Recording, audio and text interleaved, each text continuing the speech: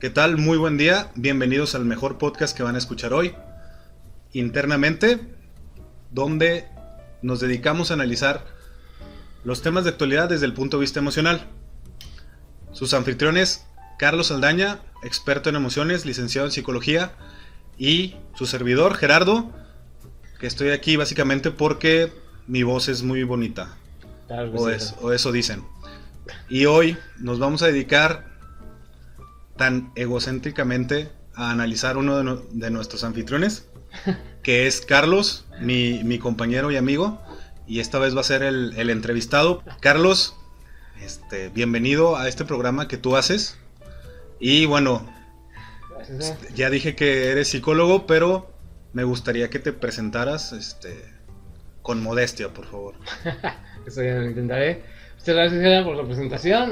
Pues bueno, bienvenidos. Me da mucho gusto que estemos aquí otra vez platicando entre amigos. Y pues bueno, yo soy Carlos Saldaña. Como dijo Gerard, pues soy psicólogo. Ya tengo 5 años ejerciendo mi profesión.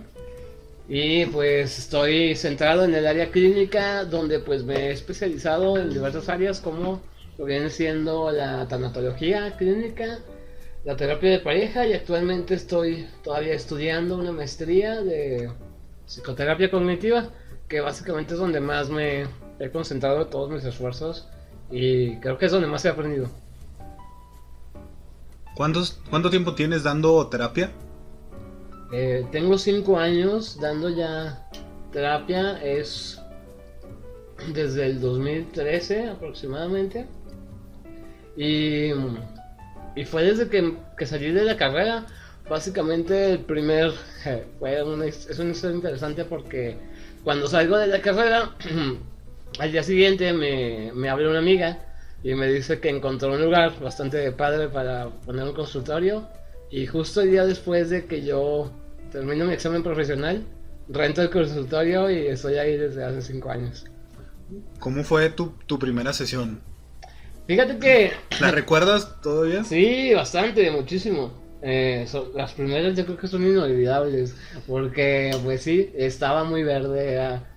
Era una etapa donde, fíjate, la primera sesión que yo llegué a dar fue cuando todavía estaba estudiando la carrera, y pues era tipo una práctica profesional donde pues ya nos estaban pidiendo un trabajo, trabajando con un paciente, entrevistas y todo esto. Entonces me tocó trabajar con una persona que conozco aquí cerca de mi casa, y pues sí fue muy interesante, fue la verdad. Era un niño, en ese entonces era un niño, ahorita ya es un adolescente, y, y estuvo bien padre. Me acuerdo mucho y yo le agradecía mucho la confianza siempre a ella y a su mamá de que me permitieron, y bueno, fue una historia así como que muy, pues quizá muy básico, porque pues era algo sencillo, pero la verdad es que te das cuenta de todo lo que desconoces y todo lo que no te enseñan en la escuela cuando ya estás trabajando con una persona. Yo creo que pasa eso en todas las profesiones. ¿Qué es hacer una terapia, Carlos? Mucha gente sí está enterada del tema, pero mucha gente no. ¿Qué es una terapia? ¿Es una conversación? ¿Es un diálogo profundo? ¿Cómo definirías tú qué es una terapia psicológica? Ok, pues mira, básicamente un proceso, una terapia psicológica es un encuentro entre dos personas donde se busca que una de estas dos personas aumente su calidad de vida. Eh, Como terapeuta nosotros tenemos la responsabilidad y el compromiso con las personas de solucionar problemas. El terapeuta, normalmente hay una visión del terapeuta como esa persona que solamente te escucha, que es como un botecito de basura donde tú avientas todas tus emociones. Pero a mí me gusta pensar en nosotros los terapeutas como personas que ayudamos a los demás a resolver sus problemas emocionales. No solamente alguien que escucha, sino que alguien que te aporta herramientas, que te aporta diferentes cosas que tú puedas mejorar, y sobre todo que puedas aplicar en tu vida para hacer cambios. Entonces, un proceso psicológico va centrado en esto, en primero ver qué está pasando con la persona por medio de diálogo, por medio de entrevistas, y después pues empezar a buscar soluciones.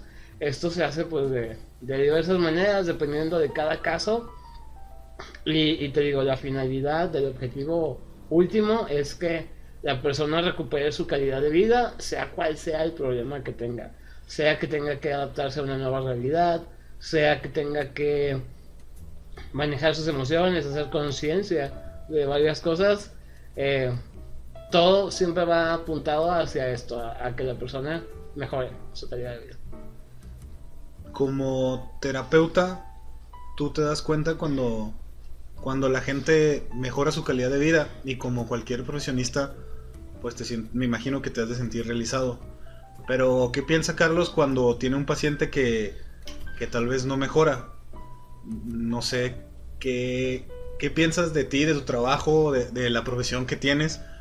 Cuando las cosas no salen, tú dices, estoy para ayudar a que los pacientes mejoren su calidad de vida, pero estoy seguro que hay ocasiones que no lo has notado, o hay días que no lo notas. No sé si te haya pasado, y qué piensas de Carlos cuando te pasa eso. No, claro que sí, créeme que es un tema que en su momento me generó mucho conflicto, porque pues cuando estás enfrente de una persona que está topándose y en constante dolor, en constante sufrimiento, y que pareciera que lo que tú le digas no es suficiente, ¿no? Lo que tú intentes hacer con esta persona, y que no notas un cambio importante, la verdad es que llegas a... Yo he llegado, me han llegado pensamientos de que pues tal vez yo no soy lo que necesita la persona, que yo no soy capaz, que yo no puedo con este trabajo. Cosas realmente extremas donde hago comparaciones como cualquier persona, ¿no? Diría, chin, estoy seguro que otro terapeuta sí podría con esto, y así. Son cosas que te mueven emocionalmente, mueven conceptos de tu capacidad, de conceptos internos, y es frustrante, ¿no? En ocasiones toparte con esto, pero gran parte de lo que he aprendido a lo largo del tiempo es que yo como terapeuta tengo que respetar el tiempo del otro. A veces queremos hacer cambios acelerados, queremos que la otra persona verla bien de manera inmediata, y a veces no se puede. La persona tiene un ritmo, tiene un tiempo, y también es necesario tener esa empatía, ¿no? Que vaya más allá de solamente el ego profesional, de decir, no, yo soy el mejor terapeuta y tengo que ayudarlo. Y simplemente a veces respetar su dolor, respetar su sufrimiento, y estar ahí con esa persona, dándole herramientas obviamente, pero también teniendo muy en cuenta que si la persona quiere cambiar, lo va a hacer en su momento, ¿sí? No podemos forzarlo también a hacer cosas que no desee, o que no esté preparado tal vez en ese momento, ¿no? Entonces, pues antes de eso se puede ir haciendo un camino, pero toparse con esta parte frustrante del trabajo, de no ver avances, o ver que una persona se va para atrás, a veces es muy complicado si lo ves desde un punto de vista muy egocéntrico, desde, chin, es por mí, por mi incapacidad, por esto. Pero si cambia tu percepción y realmente volteas a ver al otro como una persona, pues te das cuenta que tal vez tú estarías igual, ¿no? Que cualquier persona se puede ir para atrás, pero no implica que su problema no tenga solución. Entonces es una de las cosas que me ha costado mucho trabajo entenderlo, pero es muy... es liberador cuando ya lo entiendes y dices, bueno, así es esto. ¿Cómo ves el estado de la conciencia por la salud mental en la ciudad donde vives? Te preguntaría por el país, pero bueno, tú que estás más en contacto con colegas o tú mismo en tu consultorio, ¿qué tanta conciencia hay de la gente por acudir a una terapia? Ok, muy buena pregunta, y me gusta que mejor la respondamos de manera más local, porque pues a nivel nacional es difícil, ¿no? En el mundo mejor. Ya sé. La verdad es que fíjate que, bueno, definitivo, ¿no? Hay mucho por hacer todavía en la parte de generar conciencia, de generar que la gente valore, ¿no? La parte de su salud emocional, porque sigue siendo una de las áreas que normalmente se deja de lado. O sea, se atiende primero muchas cosas en la vida de las personas, como que le dan prioridad mucho a otras cuestiones, a la cuestión económica, a cosas que también son importantes, ¿no? Pero no se dan cuenta que a veces están descuidando algo que está provocando los otros problemas. En sesión, yo soy terapeuta privado, entonces pues me encuentro ciertas problemáticas, y lo interesante de estas problemáticas es que casi siempre cuando llegan es cuando están en un nivel normalmente ya muy avanzado. O sea, no llegan en un punto donde apenas están generándose los problemas o que quieran prevenir una situación. Llegan ya las personas cuando el problema ya explotó, o sea, cuando se sienten muy muy mal, cuando ya sienten que su vida está estancada desde hace mucho tiempo. Me he topado con pacientes con problemáticas que tienen 2 o 3 años viviendo así, relaciones de pareja que están destruidas completamente y que antes de eso ni pensar en un proceso psicológico. Entonces, creo que de verdad hay mucho, mucho por hacer en esta parte de concientizar y de hacer conciencia y que las personas entiendan que pues todos en algún punto de la vida necesitamos ayuda. O sea, cualquier persona, no tienes que estar loco, no tienes que ser tú el que está mal, no tiene que ser algo como que yo no puedo con eso y soy débil y por eso necesito ayuda. Nada que ver, hay muchas ideas que rodean a la psicoterapia todavía y de verdad que la gente se detiene mucho por esto, por el, no, pues yo estoy muy mal, estoy loco y, o no, yo no quiero, yo no estoy mal, yo no estoy loco, ¿verdad? Entonces, reconocer los problemas todavía sigue siendo un problema ahí fuerte en la sociedad, en varios casos, pero también he visto la otra parte, con gusto te lo digo, me ha tocado también recibir a personas que antes de que se genere un problema mayor o cuando están viendo que están sintiéndose mal pero no tienen mucho, empiezan a actuar. Entonces creo que el cambio se está dando, pero pues todavía podemos hacer un montón de cosas para que la gente vaya cambiando su percepción y le dé más importancia a su área emocional. Cuando tú estabas estudiando tu carrera, tenías expectativas de lo que ibas a hacer terminando. ¿Qué tanto se han cumplido esas expectativas? ¿Qué tanto no? Ok, pues fíjate que desde la carrera yo como que tomé la decisión y ya estaba muy determinado de irme a lo clínico, a la parte de trabajar con pacientes, con personas de manera directa. Y pues afortunadamente tuve la oportunidad de hacerlo, he tenido mucho apoyo y gente que me ha ayudado mucho. Pero pues obviamente la expectativa al inicio siempre es de que no, voy a poner mi consultorio y voy a tener muchos pacientes, ¿no? Y la realidad es otra, o sea, ya cuando yo puse mi consultorio, te juro que fue 1 año y medio, 2 años tal vez muy difíciles. Económicamente hablando, pues no cae del cielo, ¿verdad? De esto de ir construyendo tu nombre, tu prestigio. Y es algo tardado. Mis expectativas tal vez ahí tuve que toparme con la realidad, ¿no? De decir, órale, pues tengo que moverme, tengo que hacer muchas cosas para lograr estar donde yo quiero estar. Entonces, pues seguir preparándome, seguir estudiando, haciendo cosas para que la gente me conociera y así. Y afortunadamente pues he tenido muchas satisfacciones, pero igualmente tengo muchísimos retos en la parte profesional, porque como te digo, no es una carrera a la que la gente acuda fácilmente.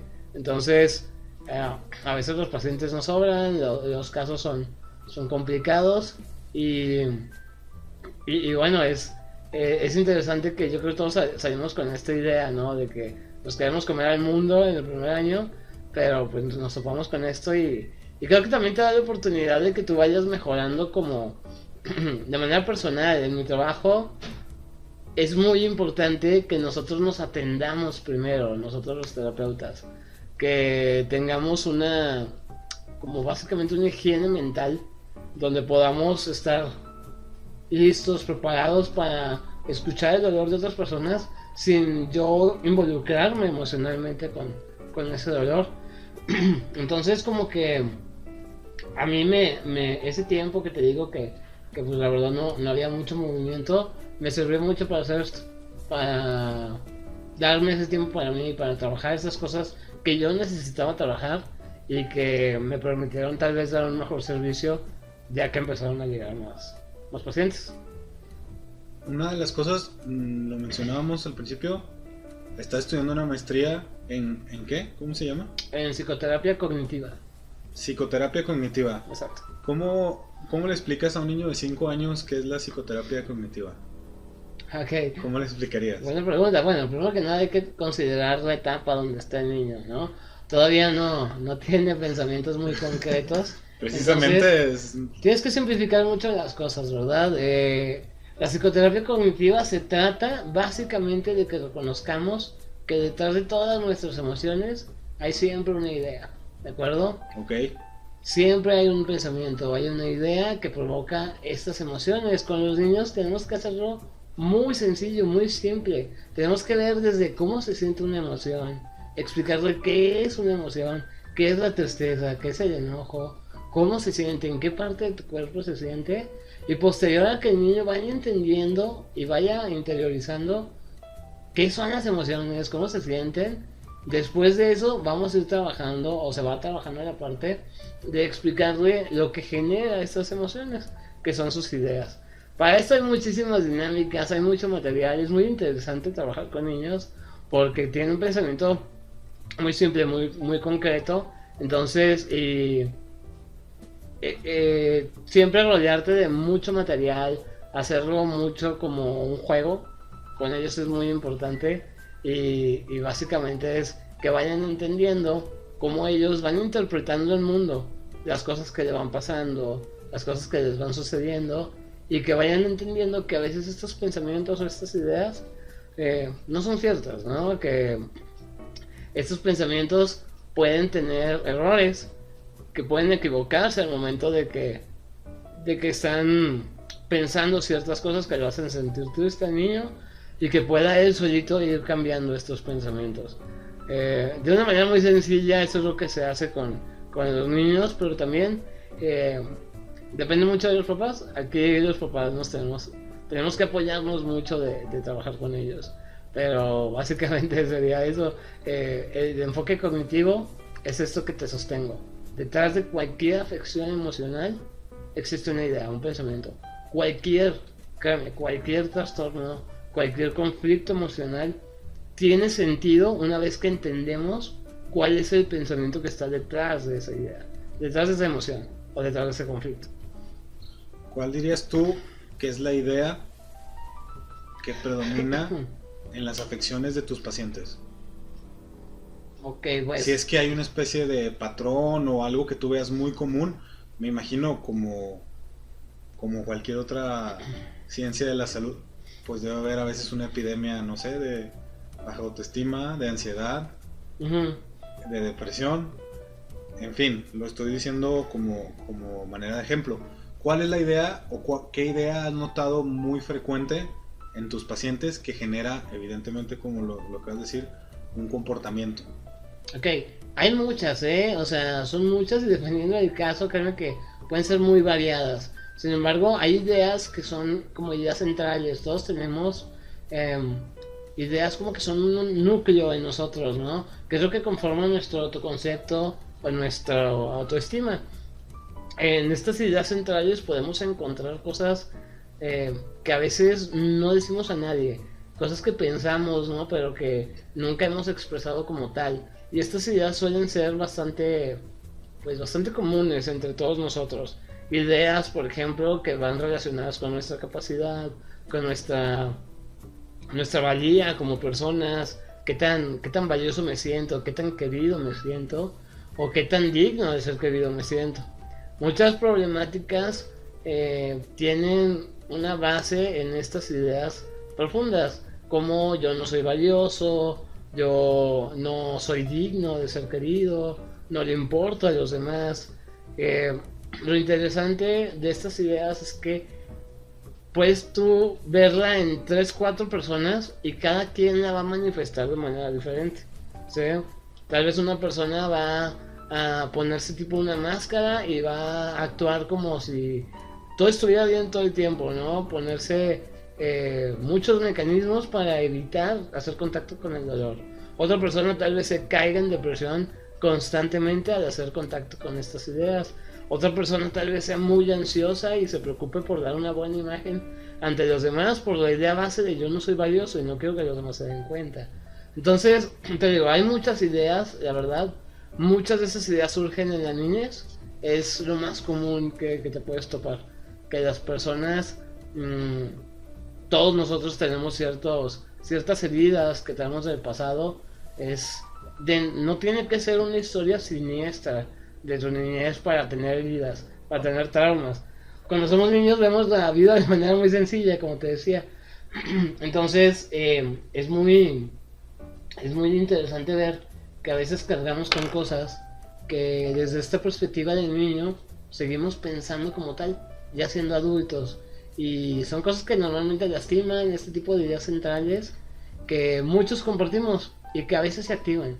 Lo interesante de estas ideas no es que las pensemos todo el tiempo o que estén ahí siempre, sino que a veces nos topamos con situaciones en la vida que las activan. Es como un switch de luz, ¿no?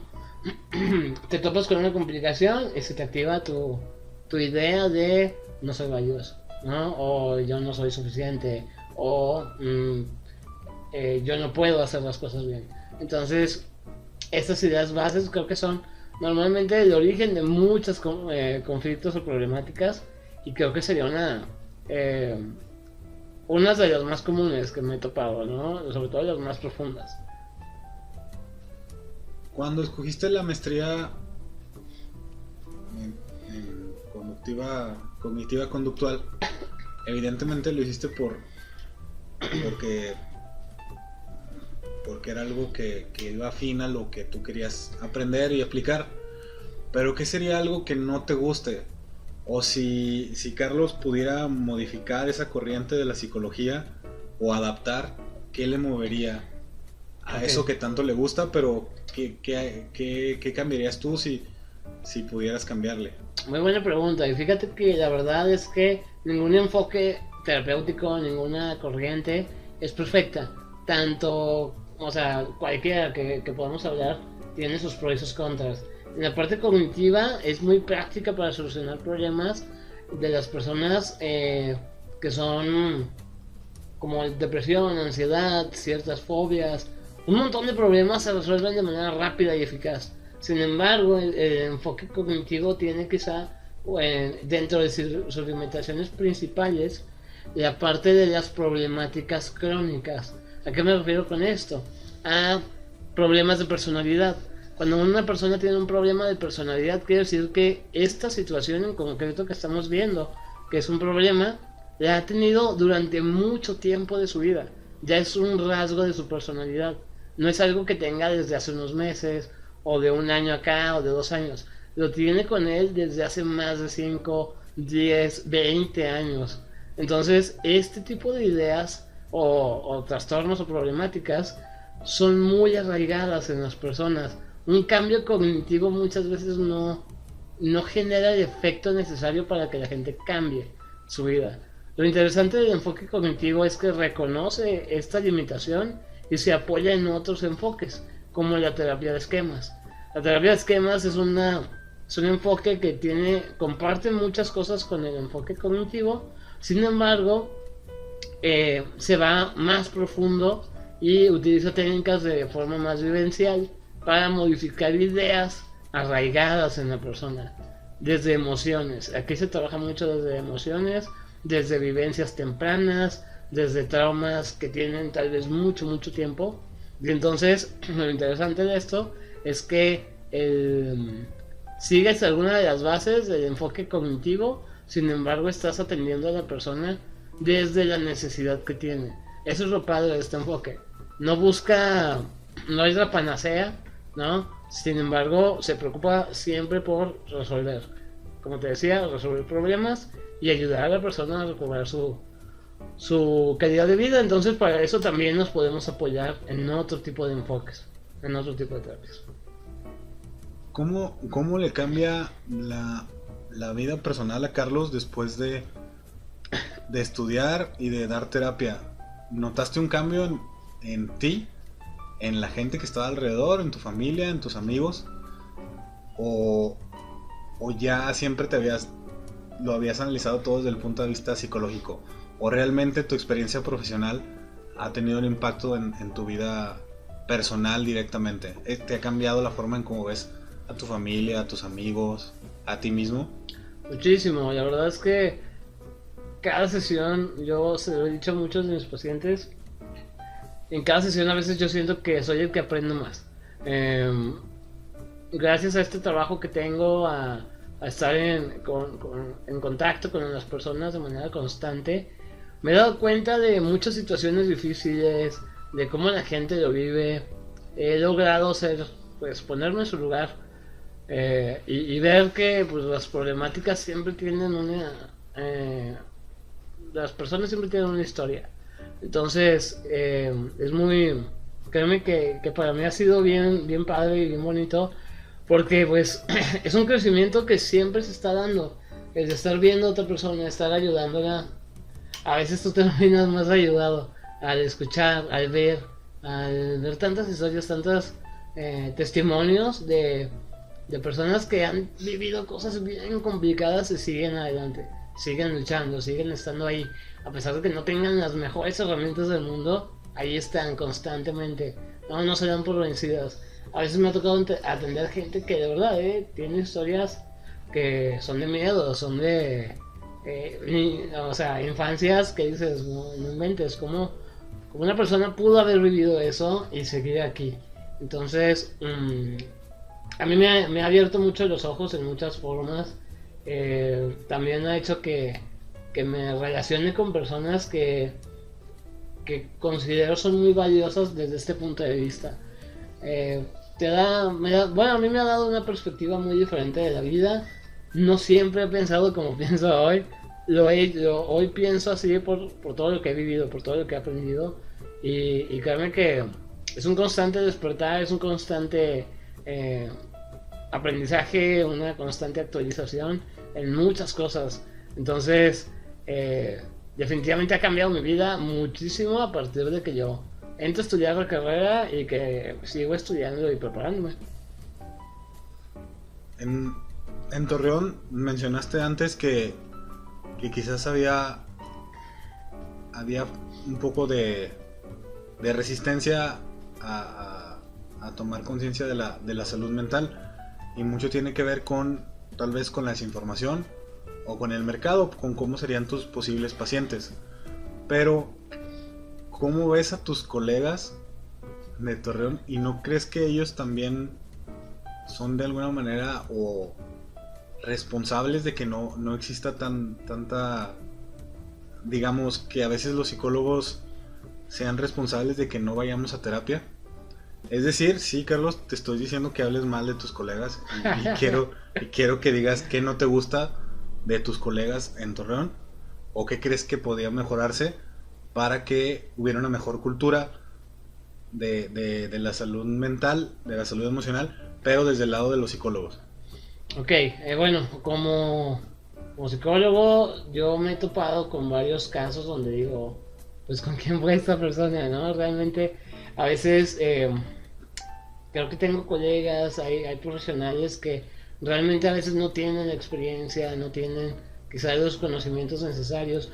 A ver, me ha pasado a mí también, que me llega un caso que yo digo, bueno, tal vez yo no tengo las herramientas necesarias y lo refiero a alguien más. Creo que a veces falta mucho esa parte, reconocer, ¿no? Que a veces hay un caso difícil para ti y que lo tienes que referir, pasarlo a otro colega, porque simplemente a veces le haces perder el tiempo a la persona, no lo ayudas como deberías.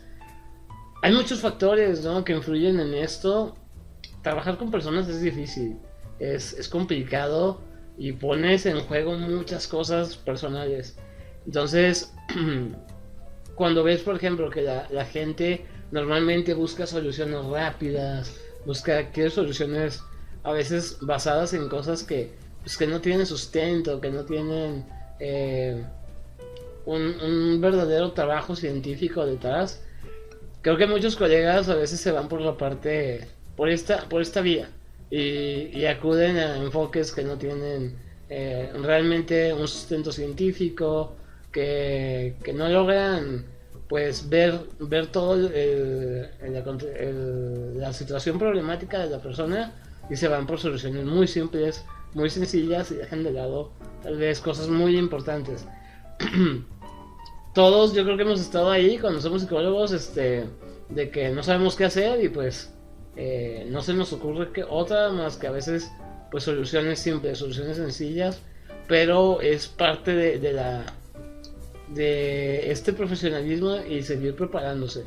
Yo siempre a mis colegas les digo que la importancia de seguir estudiando, de seguir preparándote, o sea, cada que tengo oportunidad recomiendo algo que pueda hacer la persona a algún colega, algo así, porque créeme que falta mucho eso, que nosotros nos pongamos las pilas como terapeutas, como psicólogos, y que también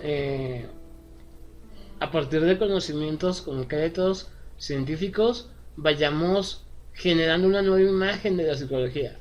No, como te digo, no solamente de la persona que te escucha y así, sino que una persona que resuelve, que tiene las herramientas para ayudarte bien. Entonces, aparte del estudio, para mí es muy, muy importante, créeme que es vital, ¿no?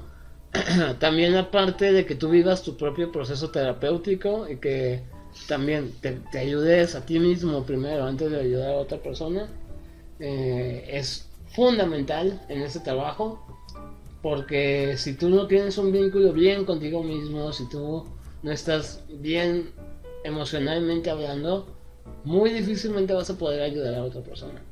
Entonces créeme que sí, esas dos cosas son muy muy importantes. Al final el vínculo es lo que más ayuda, ¿no?, a la persona, pero no por eso le vas a dar un trato que sea poco profesional. Tenemos mucho que hacer, créeme, como comunidad de profesionales hay todavía muchas cosas por hacer. Creo que nosotros desde nuestra trinchera podemos hacer cambios importantísimos en la sociedad, mínimo, con que cambiemos la vida de una persona yo creo que ya es más que suficiente. Pero de verdad que el alcance que podríamos tener es demasiado en general, no solamente aquí en Torreón o regionalmente, en el país o en el mundo. Yo creo que me atrevería a decirte que podríamos hacer cosas importantes si nos uniéramos y siempre apuntáramos a seguir mejorando. Por lo que me comentas, me imagino el perfil de un psicólogo como alguien altruista de cierta manera. ¿Estarías de acuerdo en eso? Definitivamente es una de las características que debes de poseer, el poder ofrecer tu ayuda y genuinamente preocuparte por el otro. Si no te preocupas por la otra persona porque esté bien, si no haces realmente este contacto, la otra persona lo siente y se da cuenta, ¿no?, de que no lo estás haciendo desde un punto de vista honesto, auténtico. Entonces, creo que es una de las cosas de las principales dificultades que a veces nos topamos en un inicio, ¿no?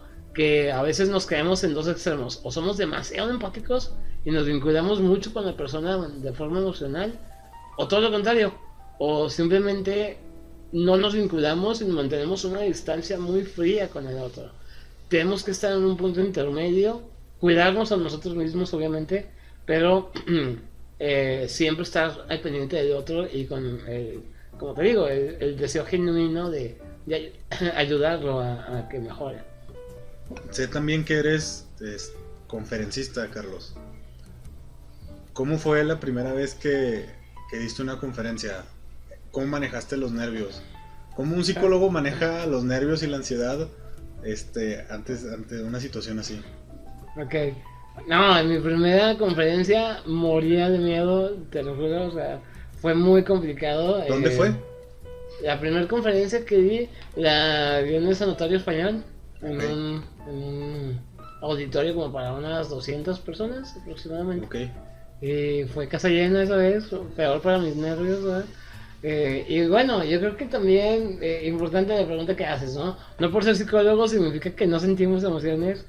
Sentimos emociones, sentimos ansiedad, sentimos tristeza, enojo. A veces la regamos. Somos seres humanos también, ¿verdad? Pero recuerdo mucho que mis primeras experiencias dando una ponencia frente a un grupo de personas grande, o sea, era los nervios al 100, así, era impresionante. Y pues creo que una de las claves para hacer esto es pues concentrarte en que tienes algo importante que decir. A mí me sirve mucho el pensar en los demás como alguien a quien le voy a explicar algo que a mí me resulta muy interesante. Entonces, cuando hago esto, me concentro más en mi mensaje que les voy a dar que en toda esa serie de pensamientos que me producen más ansiedad. No, que, ay, que se les estará gustando, que se estará haciendo entretenido para ellos. Son pensamientos que te llegan en el momento, ¿no? Y que ves a las personas y dices, chin, o sea, ya está en el celular, o está bostezando, o no, pues no le está gustando, ¿no? Y así. Entonces, son pensamientos que llegan de manera natural, que producen mucha ansiedad, se les ponen mucha atención, pero desde aquí yo creo que pues sí se aplican un poco los conocimientos que vamos viendo, ¿no? O que yo he estado viendo, de concentrarte en tu atención, no tanto hacia adentro, no tanto hacia esos pensamientos que estás teniendo, sino hacia afuera, y a dar un buen trabajo, ¿no? A dar una buena exposición, a dar una buena ponencia y, como te digo, compartir un conocimiento que, si para ti resulta interesante, seguramente a alguien no le va a resultar interesante. Entonces, eso me ha ayudado mucho en mis conferencias, pero definitivamente los nervios se sienten fuertes, pero a veces te sirven. Esos miedos tienen, o esa ansiedad, ayuda mucho a que tu mensaje se dé de una manera todavía más enérgica, ¿no? Y más honesta. ¿Todavía te dan nervios? Claro que sí, Sí. cada vez que me expongo me dan muchos nervios, pero cada vez es más fácil controlarlos también. ¿Cómo, como una persona normal que no va a terapia, puedo usar la psicología para mi bien? Es decir, una situación en general, tuve un día estresante en el trabajo, tuve una pelea con mi pareja, con un familiar, y tengo emociones negativas. ¿Cuál es el kit de primeros auxilios, por poner la comparación, que tú le darías a la gente en una situación de estrés, de ira, de frustración, de tristeza? Sí, evidentemente iniciar un proceso terapéutico ayudaría mucho, pero si hubiera un kit de primeros auxilios, ¿qué le dirías o qué pensamientos servirían en esos casos? Ok, Si es que los hay, claro. sí, definitivo que lo hay herramientas básicas que de hecho cualquier persona se beneficiaría mucho de conocerlo, ¿no? Primero que nada, reconocer la emoción, ¿de acuerdo? O sea, a veces luchamos mucho contra las emociones. Me siento enojado, no debería de sentirme así, ¿no? Esto es una estupidez y yo no debería enojarme por esto. O me siento triste y no, sentirse triste es débil. Y a veces juzgamos lo que sentimos. Y ahí se empeora la cosa, ¿no? Entonces, primero que nada, reconocer la emoción. Me estoy sintiendo así, no pasa nada. Es una emoción, somos seres humanos. Sientes, va, o sea, no tiene nada de malo que te hayas sentido así. Segunda parte muy importante, una vez que hayas reconocido tu emoción, ver de dónde está surgiendo, qué estás pensando, que te está generando esa idea, esa emoción. Vamos a checar qué onda, cuál es esa idea, porque te puedo asegurar que una vez que tú detectes esta idea, te vas a dar cuenta que estás dejando información de lado. Cuando nos enojamos mucho en el trabajo, supongamos que tuvimos un mal día, podemos llegar a pensar cosas muy extremas, ¿no? Como que yo no nací para esto, estoy perdiendo mi tiempo, eso está muy mal, me caen gordos todos, o sea, cosas muy extremas normalmente que, a la luz de la razón, una vez que hacemos conciencia de estos pensamientos, la gente llega a conclusiones menos desastrosas y son menos dolorosas. Mientras, tomen en cuenta esto, mientras más intensa es tu emoción, quiere decir que tu pensamiento tiene un mayor grado de distorsión. O sea, estás viendo las cosas de una forma distorsionada, de una forma que en verdad no es así. ¿De acuerdo? Entonces, dudar de esos pensamientos es una herramienta básica. ¿De acuerdo? Cuando realmente nos sentimos muy tristes, muy ansiosos o muy enojados, es cuando tenemos que dudar de esas ideas y encontrar nuevas respuestas. Resumiendo, el kit de primeros auxilios emocional patentado por el psicólogo Carlos Saldaña, Ajá. uno es dejar llegar la emoción. Uh-huh.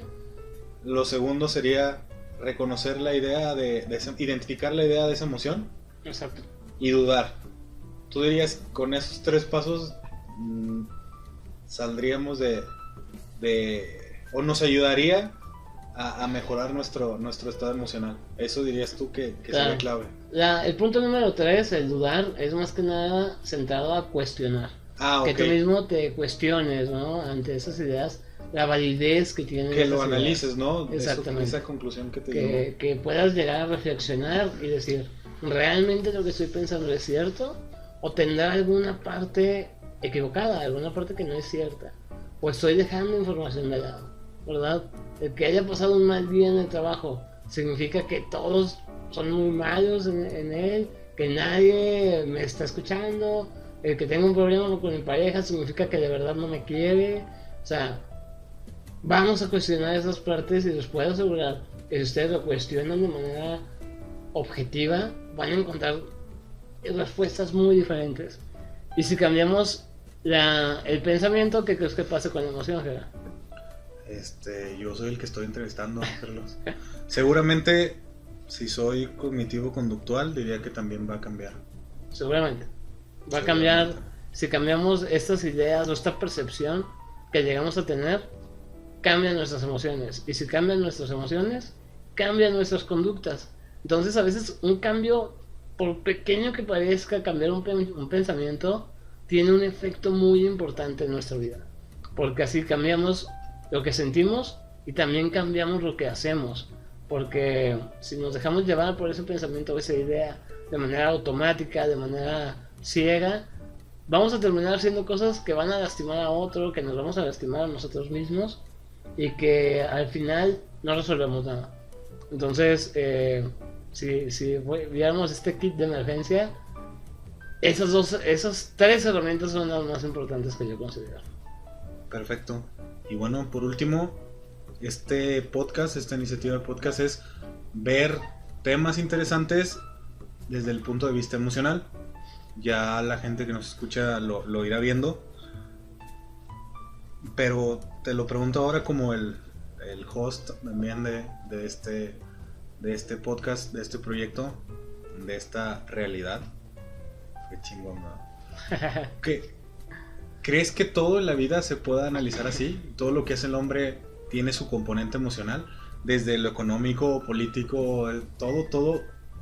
¿Tú lo ves, tú lo identificas rápido? ¿Realmente te cuesta trabajo o no ver las emociones detrás de todos estos temas? ¿Lo puedes identificar rápido, no? Okay. ¿O crees que hay algunas cosas que no? Definitivamente, uno de los principios de la terapia también es tener esta curiosidad o esta visión de que a veces el problema puede parecer, supongamos que eres médico y que te duele un dedo, ¿no? O que tienes un paciente que le duele un dedo y tal vez el origen de ese problema va a ser su abdomen. Y dices, bueno, ¿cómo demonios se relacionó acá? A veces tenemos que de verdad, tener esta curiosidad genuina, este interés por la otra persona y profundizar, ¿no? En todas las problemáticas. Somos seres sociales, somos seres emocionales y yo estoy convencidísimo de que cualquier tema que genere algún tipo de conflicto, alguna emoción en los demás, lo vamos a poder analizar. Entonces, creo que es muy interesante ver cómo pues nunca dejamos de ser seres emocionales, tal vez desde las decisiones que parecen más racionales, más centradas en números, muchas veces hay una emoción detrás de esto. Entonces, hay ciencias exactas, hay muchas cosas que pareciera que carecen de esta parte emocional, pero te puedo asegurar que si profundizas, siempre te vas a encontrar con una parte ahí, ¿verdad? Muchas gracias, Carlos, por dejarte entrevistar y creo que es un excelente preámbulo para lo que viene, para los siguientes programas. Y muchas gracias a la gente que nos escuchó en el mejor podcast que van a escuchar hoy. Si lo escuchan 2 veces, pues ya la llevan de gane. Gracias, Carlos. Gracias, y Gerardo, su servidor. Hasta luego.